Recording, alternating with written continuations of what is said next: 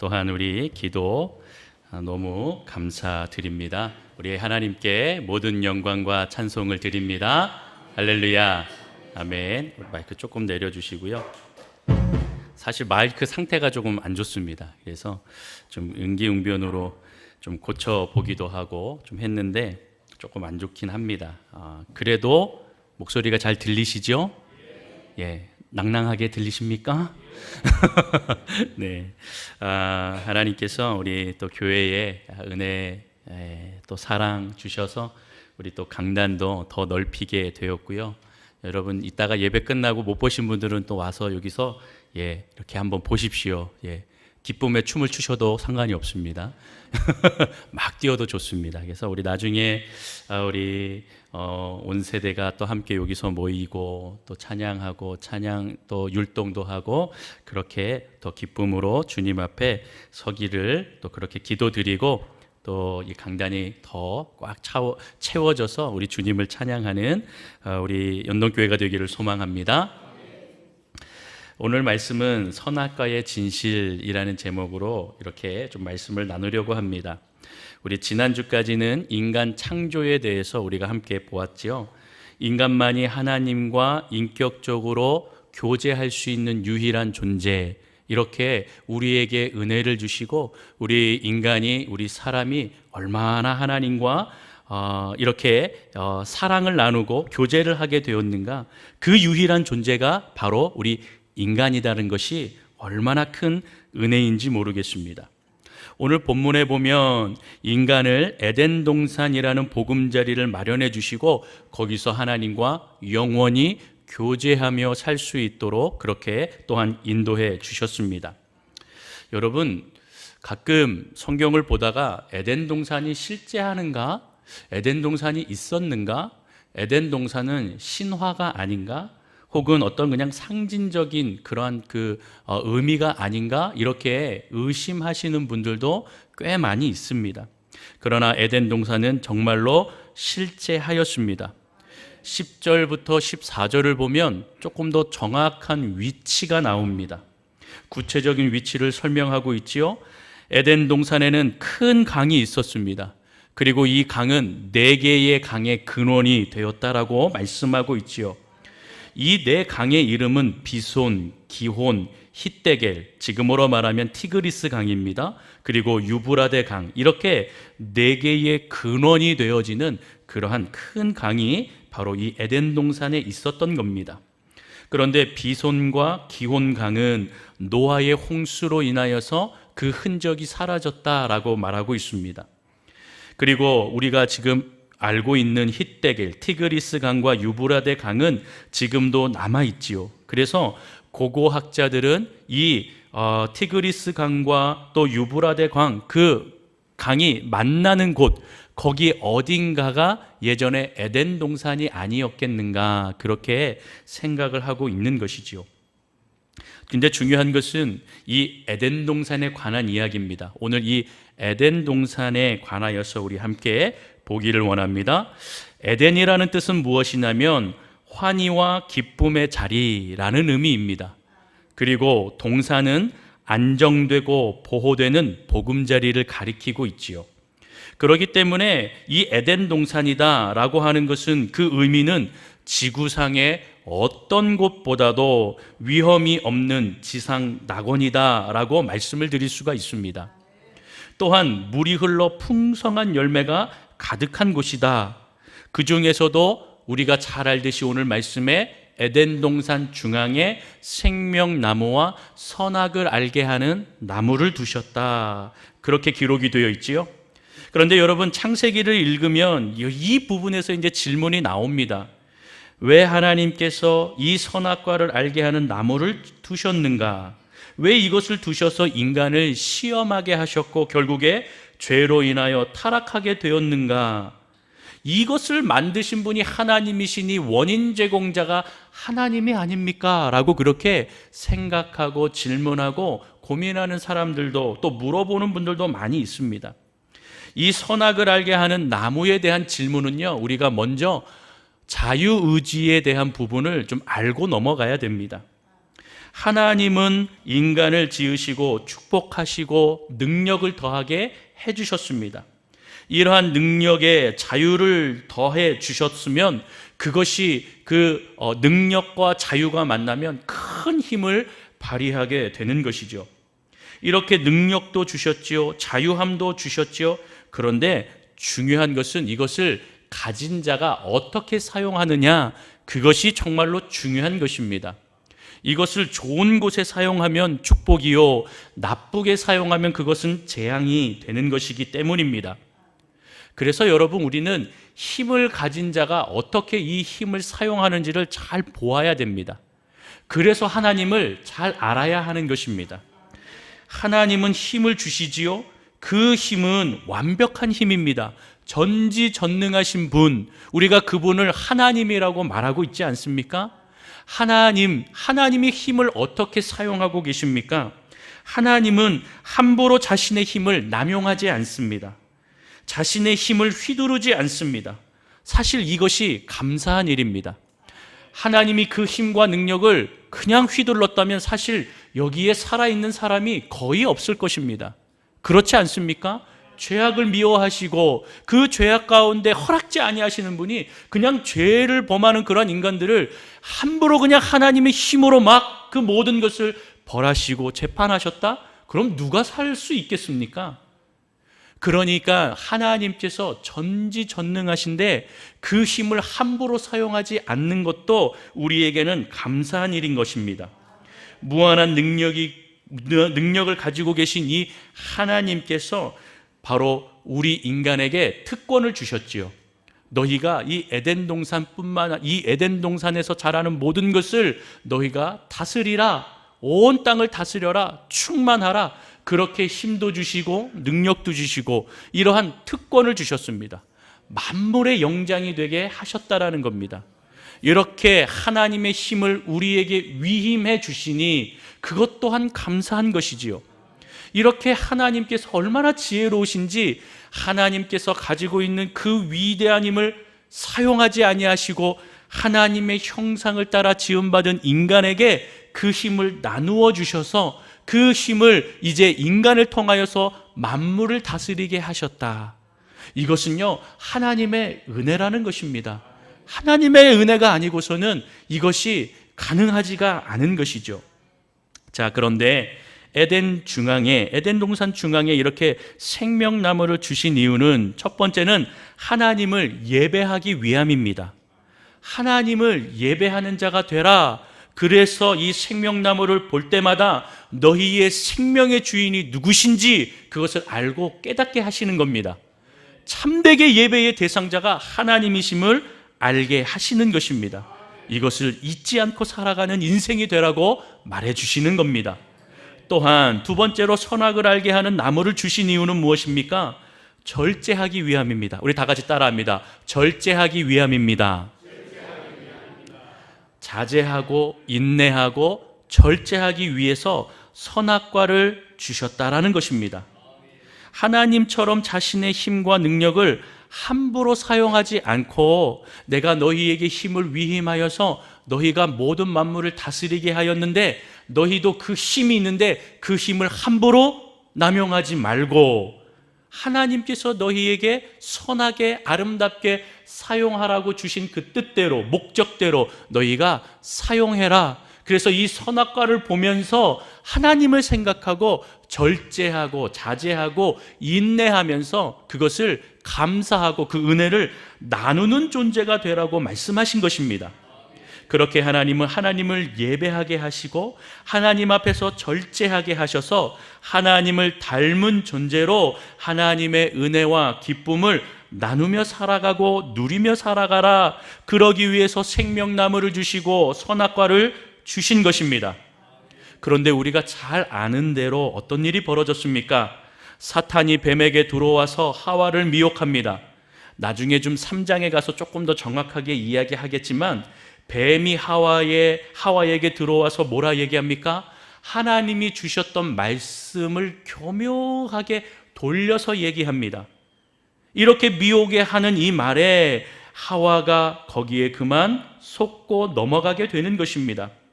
선악과를 먹어도 죽지 아니한다라고 얘기하는 것이죠.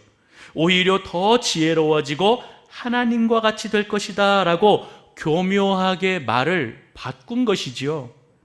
결국 하나님의 명령을 어기게 됩니다. 절제하지 못한 것입니다. 참고 인내하지 못한 것입니다.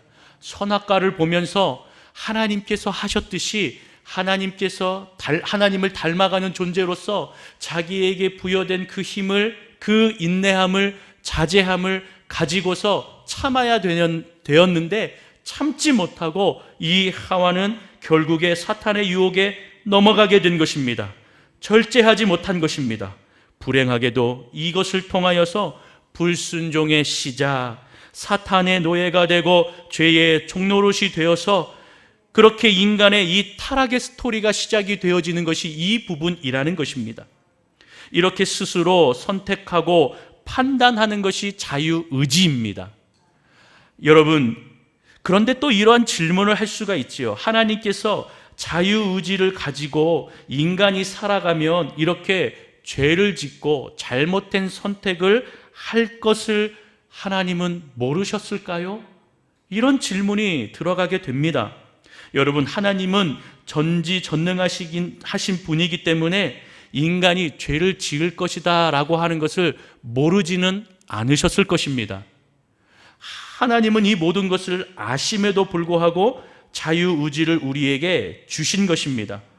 선악과를 주시고 인간의 그 모든 삶 가운데에 하나님을 바라보며 예배하며 절제하고 자제하게 하셨건만 이들이 가지고 있었던 이 자유의지를 가지고 이들은 잘못된 길을 선택하게 되었다는 것입니다. 여러분, 배고픈 사람 앞에 빵을 두면서 이거 먹지 마라고 하면 되겠습니까? 배고픈 아이에게 빵을 주고 이거 안 먹으면 내가 더 큰 상을 줄게 라고 하면 아이가 잘 참겠습니까? 물론 참는 애도 있겠지만 배고픔을 참지 못하는 것이 사람의 모습 아니겠습니까?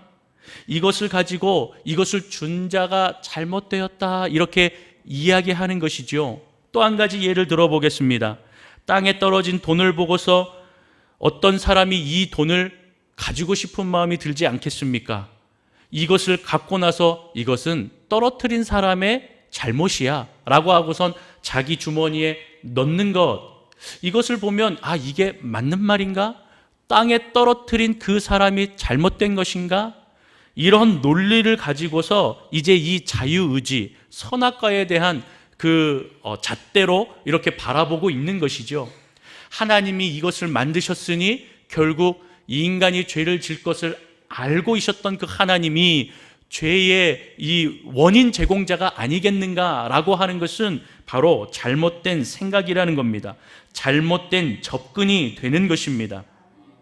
하나님께서 이런 위험 부담을 아시면서까지 인간에게 자유의지를 주신 이유가 무엇이겠습니까? 우리 두 가지로 생각해 볼 수가 있는데요. 첫 번째는 따라합니다. 인간을 사랑하시기 때문입니다. 그렇습니다. 우리 하나님은 인간을 사랑하셨습니다.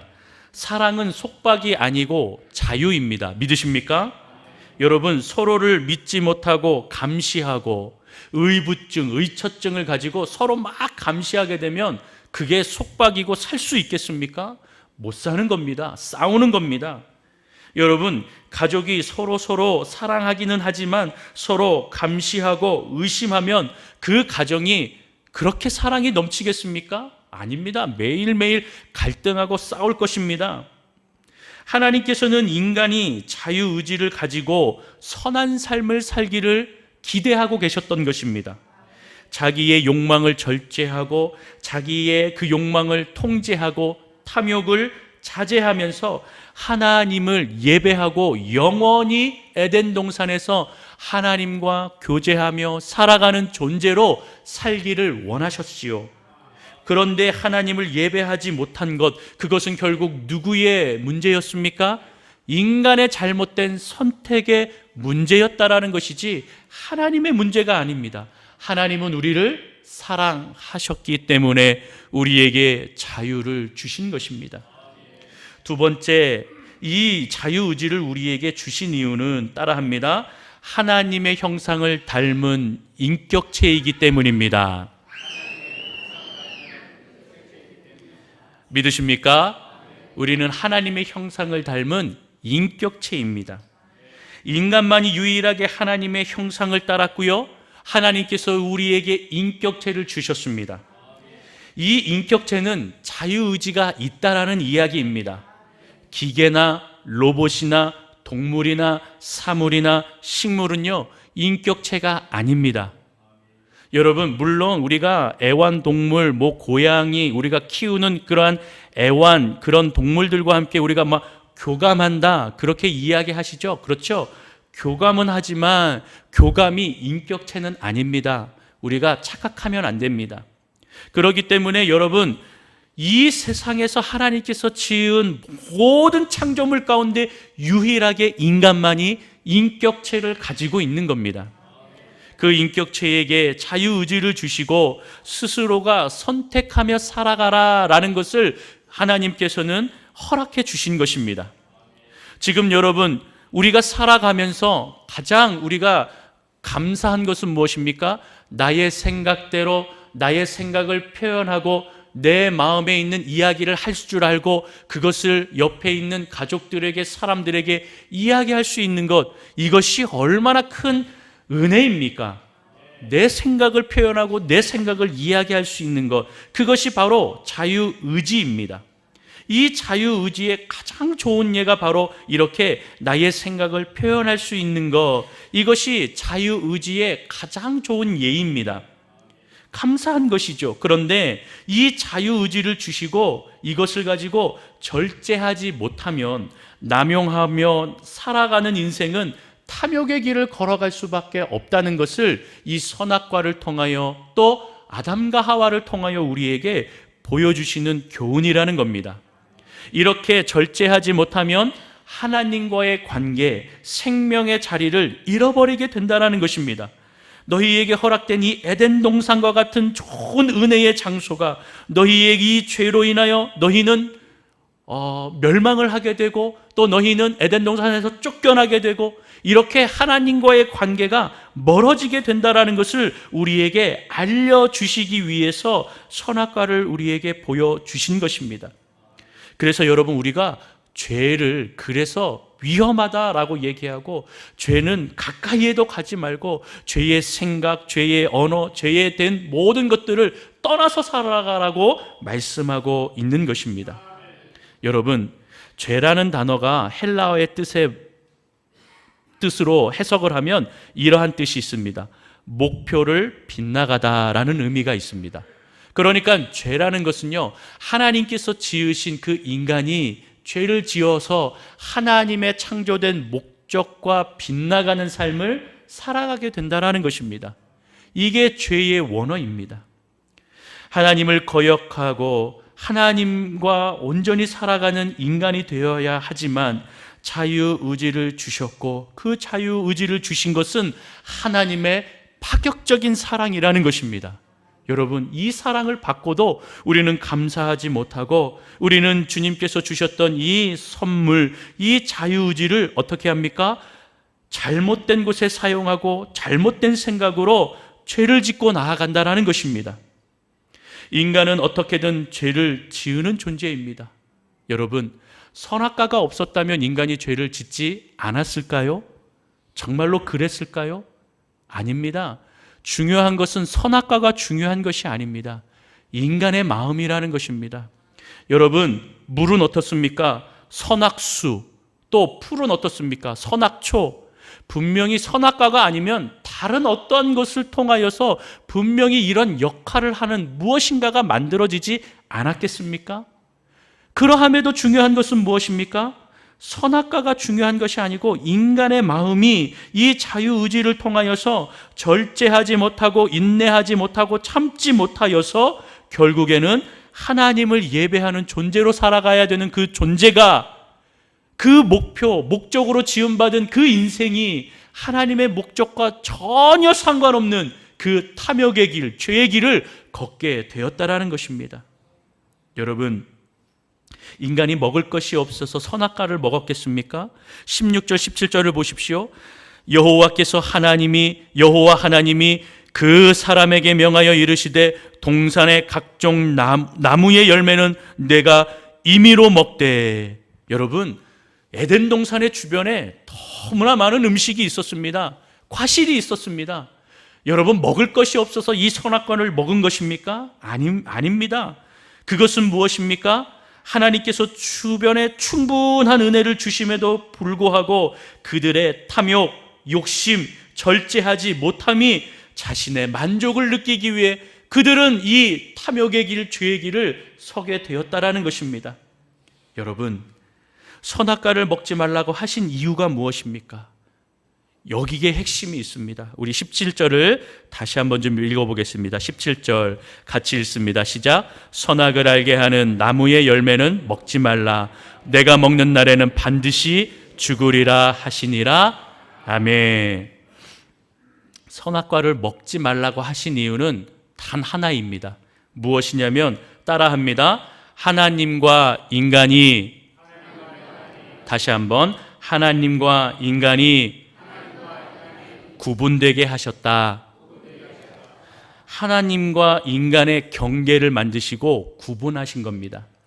우리가 성경을 보아서 아셨듯이 하나님께서는 온 우주 만물을 지으시고 인간에게 이 만물을 다스리는 영장이 되라는 은혜를 주셨지요. 그러면서 하나님과 교제하며 살아가는 존재가 되었습니다. 유일한 존재가 되었습니다.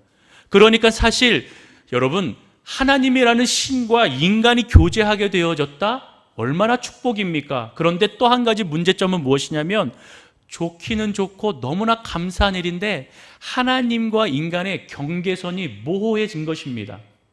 그렇지 않습니까? 하나님을 바라보며 살고 하나님을 예배하는 사는 존재로 하셨지만 사랑의 관계를 맺게 하시고 하나님을 바라보며 이렇게 교제하게 하시니 경계가 모호해진 것입니다. 그렇기 때문에 이 중앙에 생명나무와 선악과를 거기에 이제 심으시면서 이것을 보며 너희의 주인이 누군가 그것을 바라보라, 경계를 구분하신 것입니다. 너희가 나와 함께 영원히 살고 교제하고 사랑의 관계이지만 너와 나의 관계는 분명해야 된다. 내가 너희의 창조주며 너희의 주인이다. 이 사실을 알게 하기 위해서 생명나무와 선악과를 심어주신 것입니다.